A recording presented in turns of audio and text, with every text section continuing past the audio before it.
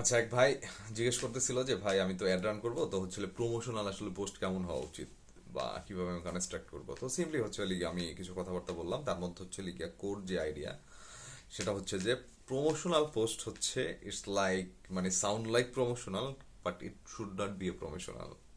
সেটা কিরকম? সেটা হচ্ছে যে আপনি আপনার কমিউনিকেশন বা হচ্ছে মার্কেটিং মেসেজেস এমনভাবে প্রজেক্ট করবেন বা হচ্ছে প্রেজেন্ট করবেন, ইট ডাজেন্ট হচ্ছে sound like promotional at all, it sound like education. যে ওকে ফাইন, আপনি যে ইনফরমেশন শেয়ার করতেছেন সেটা থেকে সে কিছু শিখতেছে, নতুন কিছু আইডিয়া পাচ্ছে, নতুন কিছু ট্রান্সফরমেশন হচ্ছে পাচ্ছে।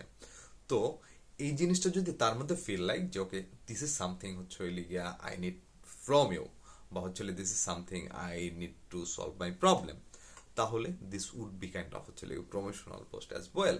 কারণ এই স্পেসিফিক গ্রুপ অফ পিপল বা পার্সন, তারা যদি হচ্ছে আসলেই তাদের প্রবলেমের সলিউশন দরকার হয়, বা তারা যদি আসলেই তাদের প্রবলেমের সলিউশন চায়, তাহলে you are the person that would be হচ্ছে তাদের জন্য easiest catch, and they will contact it.